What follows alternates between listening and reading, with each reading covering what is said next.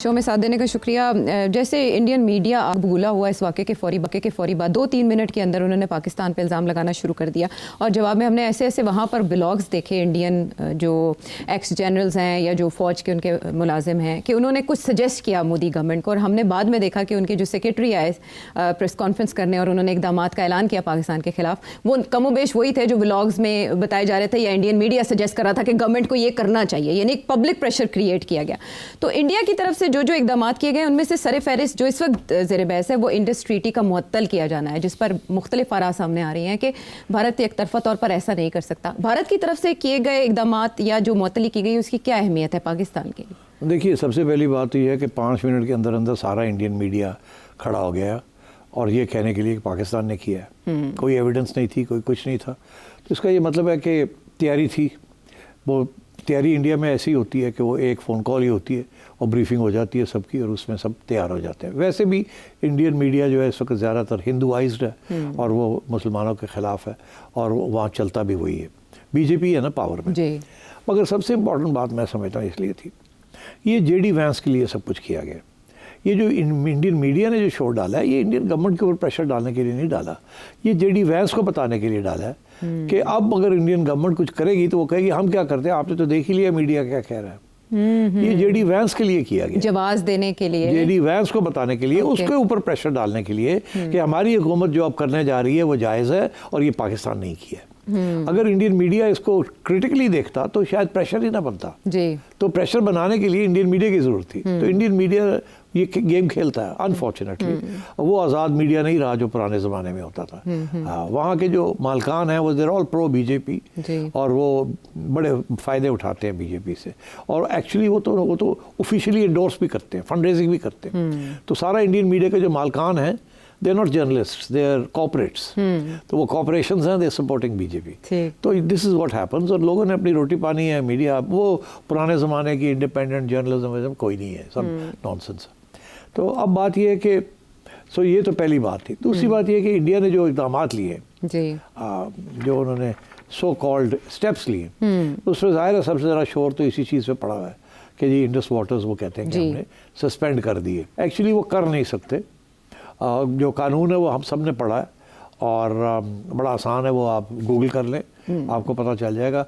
Unilaterally कोई मुल्क भी उसको ख़त्म नहीं कर सकता। उसके अंदर टर्मिनेशन क्लॉज ही नहीं है जी। उसके अंदर आर्बिट क्लॉज है कि पहले 3 टियर लेवल है कि पहले आप आपस में जो भी मसला है वो डिस्कस करेंगे, वहाँ नहीं होता तो फिर कोई इंडिपेंडेंट एक्सपर्ट, न्यूट्रल एक्सपर्ट आएगा उसके साथ बात करेंगे, वो नहीं होता तो फिर आप इंटरनेशनल कोर्ट लेके जाएंगे। मगर कोई यूनिलैटरली कोई एक मुल्क इसको ख़त्म नहीं कर सकता, इसको मुअत्तल नहीं कर सकता, कोई कुछ नहीं कर सकता। ठीक। तो वो तो ये ड्रामा है। अच्छा, अब ड्रामा है तो क्या ये कितना सीरियस है ये? इंडियन मीडिया तो चाहता है कि जी आप पानी बंद करें, ये करें, वो करें। पाकिस्तान का भी रिस्पांस उसी का है, करके तो देखो, ठीक है। बिकॉज पाकिस्तान का तो ये मौक़िफ़ है ना कि 2 सूरतें हैं जिसमें हम समझेंगे कि वी आर एट वॉर, जंग का ऐलान हो चुका है। एक ये कि आप हमारे पानी को आप तंग करेंगे, हमें पानी को रोकेंगे, और दूसरा ये कि कराची पोर्ट को अगर आप ब्लॉकेड करेंगे, अगर आपकी सबमरीज आ जाती हैं और कराची पोर्ट को आप ब्लॉकेड कर देते हैं तो उसको भी हम समझेंगे as an act of war. Act of war के अंदर हमने हक रखा हुआ है first use of nuclear weapons. तो बड़ी स्ट्रेट फॉरवर्ड सी पाकिस्तान का रिस्पॉन्स है कि ये 2 एरियाज़ हैं, ये रेड लाइन्स हैं, पानी और कराची को ब्लॉक करना। बिकॉज कराची को ब्लॉक कर दिया तो सारा पाकिस्तान ब्लॉक हो गया ना, राइट। तो इसलिए these are the 2 red lines. This will lead to declaration of war. हम समझेंगे कि इंडिया ने हमारे ऊपर जंग का ऐलान कर दिया। अगर ऐसी बात है तो फिर जंग होगी।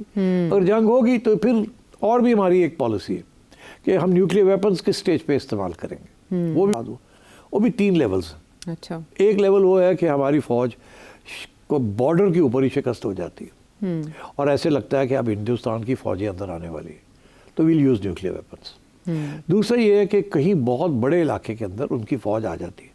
ऐसे नहीं कि सारा पाकिस्तान उन्होंने कि हमारी फ़ौज कोलैप्स कर गई, मगर किसी एक इलाके के अंदर वो 50 मील या 100 मील अंदर आ जाते हैं और कोई कब्ज़ा करने की कोशिश करते हैं, लाइक वो धमकी दे रहे हैं आज़ाद कश्मीर को, तो फिर भी हम न्यूक्लियर वेपन्स इस्तेमाल करेंगे।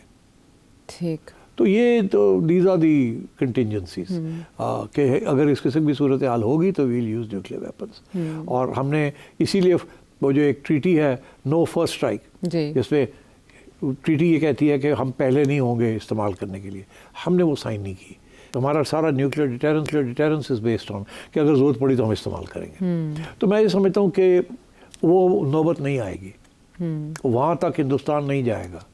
बिकॉज अगर ऐसी सूरत हाल होती है, एक तो दुनिया इंटरनेशनल कम्युनिटी आपको नहीं जाने देंगी, वो रोक देंगे। दूसरा ये है कि फिर हिंदुस्तान का हमसे ज़्यादा नुकसान हो जाएगा। तो ज़्यादा इज़ अ बिगर कंट्री, हमारा तो छोटी सी मुल्क है compare to India in terms of GDP, in terms of foreign investment, ये वो वगैरह वगैरह। तो I think India will not go that for. तो मगर अब सवाल ये हुआ कि ये फिर इंडिया करेगा क्या।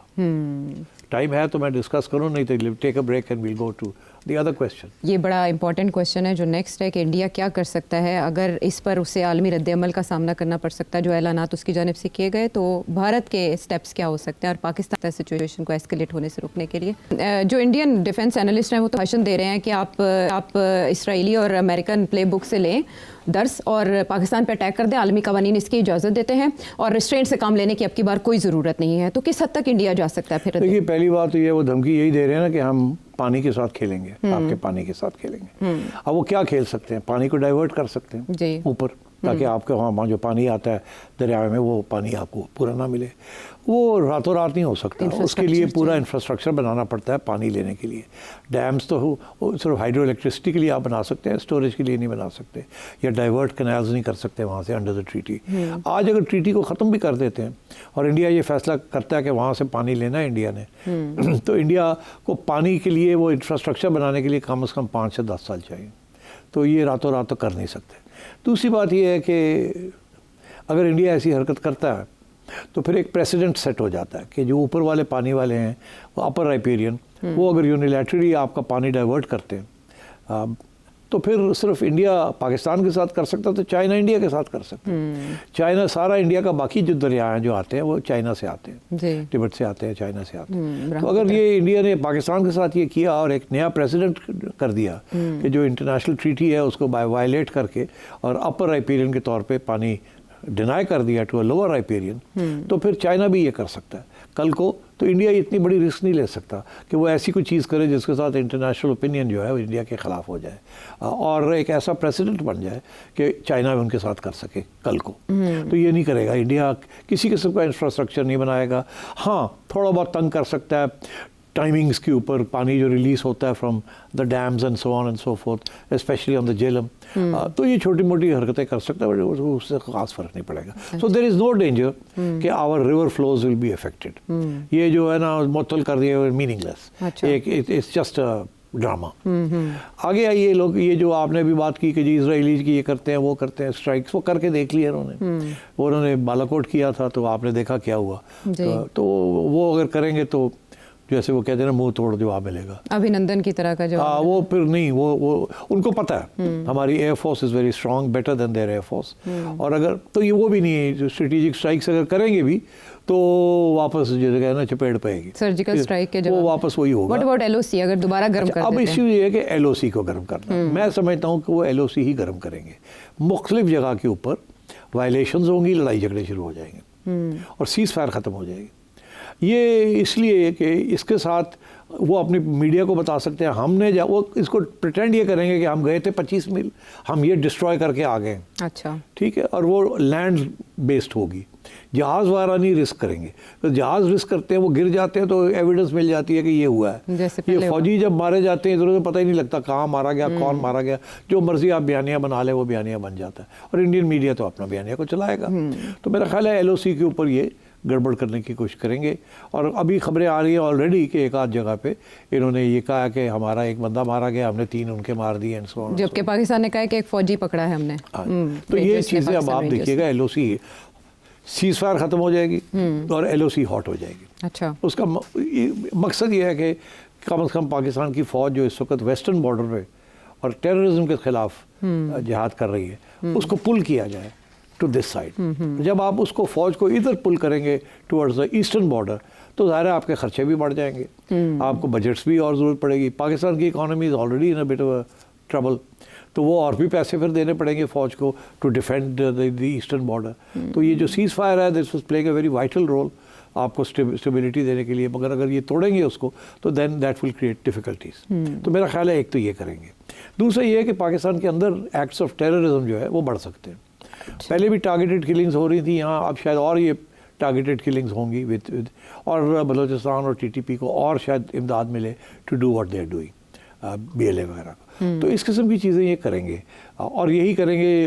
अब तो वो खुले कह रहे हैं ना कि जी हमने तो पाकिस्तान के 4 टुकड़े करने हैं, 2 टुकड़े पहले कर दिए थे, 2 और करने हैं, और अब बलूचिस्तान को तो हमने करना है, ये तो उनको तो रिकग्नाइज कर लेंगे एज एन इंडिपेंडेंट, ये वो वाला इस किस्म की बात। बिल्कुल धमकियां दी जा रही हैं ओपनली, धमकियां दी जा रही है। तो मेरा ख्याल है इस किस्म की वो चीज़ें करेंगे। बट हर चीज़ के लिए, जैसे आज आपने सुन लिया आपकी नेशनल सिक्योरिटी की, हाँ। उन्होंने जो बात की है, हर चीज़ के लिए जवाब होगा यहाँ। एंड मगर ऑफ कोर्स कि इस किस्म की टेंशन जो है is not good for India और पाकिस्तान। ठीक, वहाँ तो फॉरेन इन्वेस्टमेंट बड़ी है, वो भाग जाएगी अगर कोई वॉर शॉर की तो हो गया ना शुरू कि वॉर होने लगा तो बड़ा मसला बन जाएगा हमारे लिए भी, उनके लिए भी। तो कोई तीसरा मुल्क तस्वीर करा सकता है? जैसे 1971 के बाद हमने देखा कि जुल्फ़िकार अली भुट्टो साहब रशिया गए थे कि मुआहदा करा दें इंडिया के साथ। फिर 2000-2001 में हमने देखा अमेरिका का किरदार रहा।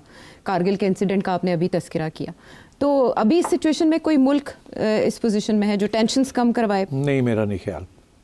उसकी वजह यह है कि इंडिया चाहता ही नहीं है कि टेंशन्स कम हों। हम चाहते हैं कि टेंशन्स कम हो, इंडिया नहीं चाहता कि टेंशन्स कम हो। वो समझते हैं कि हम इस वक्त बड़े कमज़ोर मुल्क बन चुके हैं, हमारे एक बड़ा ख़तरनाक दौर से दूर रहे हैं, अंदरूनी हालात भी अच्छे नहीं हैं, लड़ाई झगड़े चल रहे हैं, हमारे यहाँ भी तो मसले बने हुए हैं ना, और ऊपर से आइसोलेट भी हुए हुए हैं।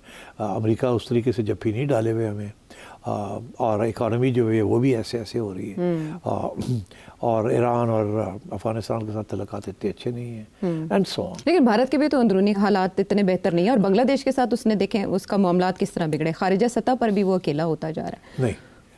नहीं हो रहा। अच्छा, हाँ, इंडिया के हालात अंदरूनी जो भी होंगे वो अभी भी इंटरनेशनल कम्युनिटी की डार्लिंग है। बदकिस्मती हमारी ये है कि हम डार्लिंग नहीं है, वो अभी भी डार्लिंग है। अभी भी सारी फॉरेन इन्वेस्टमेंट जो है उनको बड़ी मिलती है। अभी भी अरब वर्ल्ड जो है वो इंडिया को सपोर्ट करता है। अभी सऊदी अरेबिया ने और UAE वालों ने billions of dollars of investment in India की है। तो इंडिया बिल्कुल आइसोलेटेड नहीं है, हम थोड़े से आइसोलेटेड। तो बांग्लादेश के साथ जो मामला हुए, कोई नहीं, छोटी सी चीज़ है उनके लिए, उसके लिए international community is not interested in that. हाँ, और फिर ये कि क्योंकि बांग्लादेश और पाकिस्तान के साथ मिलकर चाइना के साथ एक महाज बना रहा है, तो इंटरनेशनल कम्युनिटी को तो ये बात नहीं पसंद आएगी ना, बिकॉज वो तो चाहते थे कि इंडिया का डोमिनेंस हो इस एरिया में और चाइना की डोमिनेंस ना हो, मगर अब चाइना की डोमिनेंस होनी शुरू होगी। तो इसलिए I don't think that is of consequence. तो इंडिया अंदर जो भी हालात है, अभी भी वो बीजेपी का सपोर्ट है, अभी भी उन्होंने कंट्रोल में रखा हुआ है सब कुछ, ऑपोजिशन कमज़ोर है, और Narendra Modi solid from the local point of view, अभी कोई उसको ख़तरा नहीं किसी किस्म का। और अगर हम पाकिस्तान के रिस्पांस की तरफ आए, अगर वहाँ सिंतास माहदे की बात हो रही है, तो यहाँ शिमला माहदे की आज बात की गई कि उसको हम फिर मुअत्तल करने का जवाज़ रखते हैं, इख्तियार रखते हैं। हाँ, देखिए वो मेरा ख्याल है ये भी इसकी कोई ख़ास अहमियत नहीं है। मुअत्तल तो सारे आप कर ही दें तो क्या फ़र्क पड़ता है अगर उसका कोई प्रैक्टिकल कॉन्सिक्वेंस नहीं है। शिमला में क्या कहा था? शिमला में ये कहा था, पहले ये हमारा मौक़िफ़ था कि UN रेजोल्यूशन के तहत सब कुछ होगा, थर्ड पार्टी मीडिएशन होगी, that was the original. Shimla में हमने ये कहा कि बराह रास्त बायलैटरली इसको हम तय करेंगे, ठीक है। अगर हम ये कहते हैं कि जी हम अब शिमला अकॉर्ड को भी हम ख़त्म करते हैं, तो हमारा फिर ये मौक़िफ़ होगा कि हम वापस जा रहे हैं टू द इंटरनेशनल रेजोल्यूशंस, हम इसको फिर इंटरनेशनलाइज करने जा रहे हैं। तो ये हो सकता है कि हम कोशिश करें, मगर मैं आपको फिर बताऊं, हम ज़्यादा कामयाब नहीं होंगे। इस वक्त इंडिया का जो क्लाउट है विद दी वेस्टर्न वर्ल्ड, वो अमेरिका की वजह से, बिकॉज एंटी चाइना जो पोजीशन अमेरिका ने ली हुई है और यूरोप ने ली हुई है, उसके लिए India is an important player. ये जो क्वाड ग्रुप जो बना है, जिसके अंदर इंडिया, अमेरिका, ऑस्ट्रेलिया और जापान है, अगेंस्ट चाइना है, ईस्ट चाइना सी, साउथ चाइना सी, फिर इससे पैक के ख़िलाफ़ है ये सारे, इसीलिए ये सब कुछ हो रहा है। तो मेरा ख्याल है इंडिया को इसका कोई फ़र्क नहीं पड़ेगा। इंडिया चाहता है कि पाकिस्तान को किसी तरीके के साथ तोड़ दिया जाए और पाकिस्तान को आइसोलेट किया जाए, और उसके लिए सबसे बड़ा उनके लिए जो अहम रोल अदा कर सकता है वो अमेरिका है। क्लिंटन के ज़माने में 2000 में 25 साल पहले भी कोशिश की, अब फिर वो कोशिश करने लगे हुए। उन्हें पता है ट्रंप ऐसा आदमी है जो कि जल्दी फैसले करता है, और नहीं फिर तैयार हो गए हैं ट्रंप को जीतने के लिए। अभी भी कोशिश की थी PTI वालों ने कि ट्रंप को एंटी पाकिस्तान किया जाए, वो नहीं माना। तो ये इंडिया वाले भी धक्का दे रहे हैं उसी चीज़ को। तो आई डोंट थिंक दिल से। तो रिस्पांस ऑफ पाकिस्तान आपको नपतला लगता है या ऐसे सख्त होना चाहिए था? नहीं, मेरा ख्याल है बिल्कुल सही है। इससे ज़्यादा सख्त क्या कर सकते हैं? यही कह सकते थे ना कि जी हम भी अब कोई कार्रवाई करेंगे इंडिया के खिलाफ, या इंटरनेशनल इंक्वायरी का कह देते इस वाक़े की। नहीं, वो तो देखिए, वो तो हम कह रहे हैं, काफ़ी अरसे से कह रहे हैं कि इंडिया की जो हरकतें हैं इनको इंटरनेशनल, मगर इंटरनेशनल इंक्वायरी कौन करेगा? तो यूएन ही कर सकता है। यूएन के अंदर हमारी बात सुनने के लिए कोई तैयार नहीं, टू बी वेरी ऑनेस्ट। इसीलिए कश्मीर का इशू जो है वो दब गया वहाँ। तो अब मेरा ख्याल है कि बड़ा अच्छा रिस्पॉन्स है, सोबर है, और कोई वॉर मंगरिंग नहीं है, मगर बड़ा फर्म रिस्पॉन्स दिया है। और ये देखना पड़ेगा ऑन द ग्राउंड क्या होता है आगे। अब इंडिया जो भी करेगा उसका काउंटर होगा, और काउंटर मैं समझता हूँ वही होगा 1+, बिकॉज और कोई रास्ता नहीं है। अब ख़तरा उसमें ये है कि ये बात हाथ से न निकल जाए। इंडिया कुछ करता है, फिर हम काउंटर करते हैं, फिर इंडिया कुछ करता है, हम काउंटर करते हैं। हमारी हमेशा कोशिश ये होती है कि एक 1+ ही हो। 4 बंदे मारते हैं, 5 मार देने हैं, 3 जगह तो अटैक ही 4 कर देने हैं, ठीक। और मगर अगर ये LOC हीट हो गई और थ्रेट ऑफ वॉर हो गई और इंडिया ने आर्मीज मूव करनी शुरू कर दी, तो फिर इंटरनेशनल कम्युनिटी कूद जाएगी और बातें शुरू हो जाएंगी। मगर एक बात वाज़ेह, लास्ट वर्ड, कि ये जो कुछ हुआ है, अब अगर आप ये ना तवक्को करें कि ये जल्दी जो है ना बर्फ़ जो बन रही है ये पिघलेगी, ये ऐसे ही चलेगा। अब इंडिया पाकिस्तान के रिलेशंस ठीक नहीं होंगे for some long time, unfortunately. तजारत भी नहीं होगी। आप देखिए ना, 2019 के बाद अब 25 हो गई है, अभी तक तजारत नहीं हुई। एक चीज़ की थी उन्होंने कि उन्होंने कश्मीर को हज़म कर लिया था, उसके बाद तजारत ही रुक गई, आना जाना रुक गया, ठीक। जब तक बीजेपी भी इंडिया में है, राइट, आप तो ये मत करें कि इंडिया पाकिस्तान के तल्लुकात ठीक होंगे या बेहतर होंगे या सॉफन होंगे।